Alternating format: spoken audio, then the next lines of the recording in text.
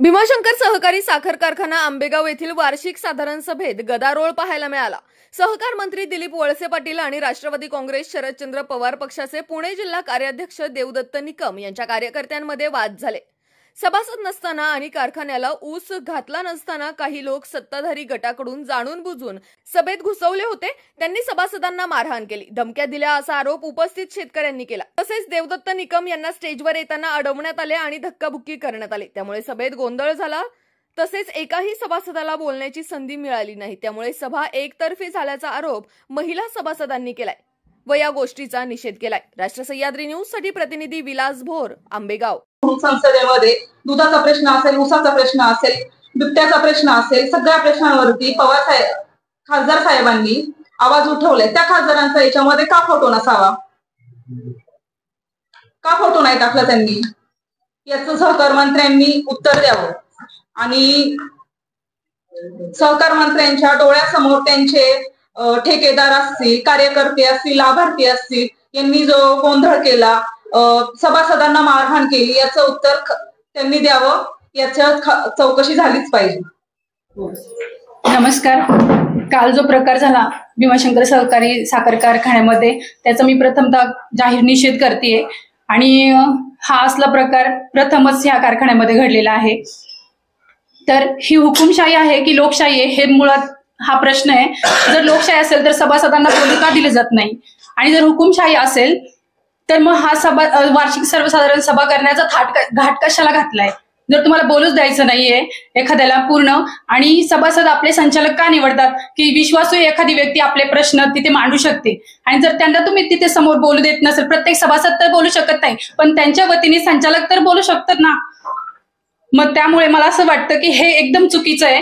सर्वसामान्यांचे प्रश्न हे निकम साहेब अतिशय सुंदर प्रकारे सोडवतात, आणि त्यांच्यावरचा विश्वास हाच त्यांना तिथपर्यंत घेऊन गेलेला आहे, सर्व सभासदांचा विश्वास। आणि या विश्वासाला कुठेतरी तडा गेल्यासारखं मला असं वाटते की ज्या समोरच्या व्यक्तींकडून की त्यांना बोलू दिले जात नाही आणि सभासदांचे प्रश्न सोडवू दिले जात नाही, ज्यांचा त्यावर विश्वास आहे।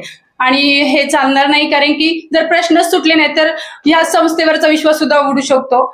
आणि खरोखर कळकळीने सांगते, अशी अतिशय सच्ची व्यक्ती आहे देवदत्त निकम साहेब, आणि त्यांच्यासोबत आम्ही नेहमी आहोत, आणि ह्याचा मी पूर्णपणे जाहीर निषेध करते।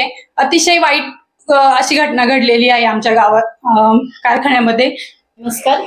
काल भीमाशंकर सहकारी कारखान्याची जी वार्षिक सभा झाली, त्यात जो प्रकार झाला की निकम साहेब कारखान्याचे 10 वर्ष अध्यक्ष होते आणि 24 वर्ष संचालक म्हणून काम करतात, तर त्यांना त्यांच्या पदाप्रमाणे वागणूक दिली गेली नाही, त्यांना स्टेजवर न ढकलून देण्यात आलं, म्हणजे खाली ढकललं गेलं। खरोखर ही अतिशय निंदनीय असा प्रकार आहे, कारण तिथे नामदार साहेब उपस्थित असताना साहेबांसमोर हा प्रकार होणे अनुचितच आहे। कारण साहेबांनी आपल्या कार्यकर्त्यांना सांगायला पाहिजे होतं की, म्हणजे साहेबांनी सांगितलं असतं तर कार्यकर्ते थांबले असते, परंतु असा काही प्रकार झालेला नाही। त्यामुळे आम्ही सर्व महिला भगिनी या गोष्टीचा निषेध व्यक्त करतो। काल भीमाशंकर सहकारी साखर कारखान्याच्या वार्षिक सभेमध्ये जो अनुचित प्रकार घडला, त्या प्रकाराचा निषेध म्हणून आम्ही सगळ्या ऊस उत्पादक शेतकरी महिला आहोत त्या ठिकाणी जमलेलो आहोत। तर काल जो प्रकार घडला तो खूप अनुचित होता। त्यासाठी आम्ही खूप काल जे काही व्हिडिओ समोर आले त्याच्यातून आम्हाला निदर्शनास आलं की देवदत्त निकम साहेबांना खाली ढकलण्यात आलं आणि त्या सभेमध्ये गुंडागर्दी करण्यात आली। तर हे कुठंतरी, आणि ते सगळा हा प्रकार आपले सहकार मंत्री नामदार वळसे पाटील साहेबांच्या उपस्थित झाला। तर याच्यावरून असं होतं की नामदार वळसे पाटलांच्या उपस्थित जर असा प्रकार घडू शकतो तर मग ह्या तालुक्याचं भविष्य काय?